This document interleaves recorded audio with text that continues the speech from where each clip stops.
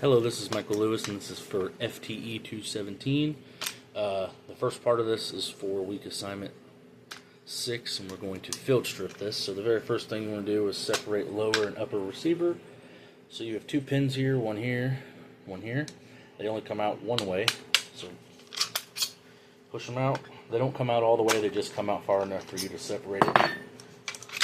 Bada boom. Now you have your upper and lower receiver. That's all you need for the lower receiver. Nothing else comes out of that. But for the upper receiver, the only other two components you have, it comes out. There we go. Is your bolt and the bolt carrier group, and as well as the charging handle. And that's it for those two parts. And then you want to take apart this to field strip it. So what you want to do is take out this pin right here. Once you take that out, your firing pin then slides. The bolt itself you have to push in, and then there's a little thing right there. You can just kind of tab it out. Sometimes you may have to pull it out yourself. Pull out the bolt, and there you go. Potentially you have 1, 2, 3, 4, 5 parts to the field strip. That's really about it to a field strip.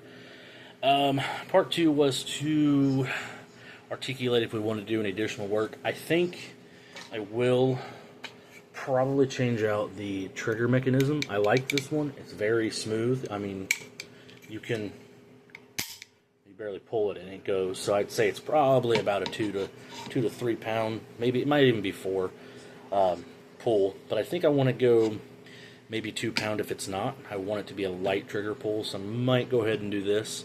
The only other thing I will do is eventually put a front sight, a rear sight, and then maybe just to get it sighted in really good and put a scope on it. That would be pretty cool to do that.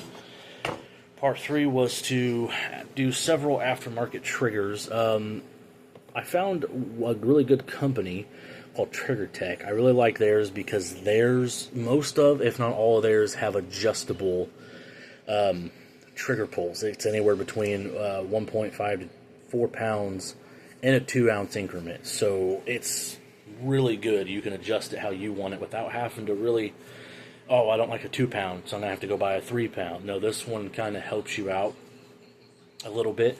And I'm going to try to turn this to show you what one of them does look like. Kind of looks like that. Still a single action, more or less.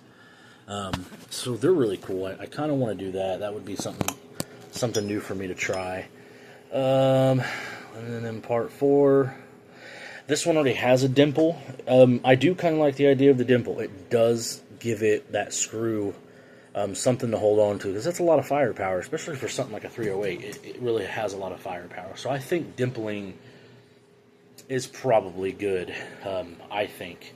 And I really do. I think it's a great thing to have. It just gives it that extra comfort just in case. You never know. You might tighten it down enough, but even after a few 50, 100 rounds maybe, it could just come off. We don't want that to happen.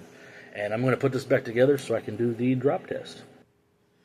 Now we're going to do drop test. For this, I'm going to use this dummy round. They got these fake cartridges in there that would help whether or not it should go off. So that's in there. First things first, put it on safe. Drop it 3 times. Want to make sure it does not go off.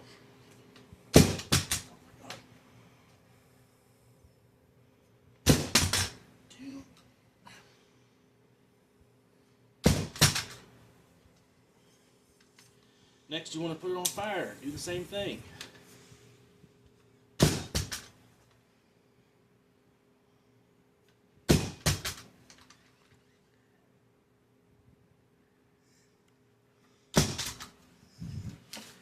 Ooh. And that is your drop test. Well, actually, the round.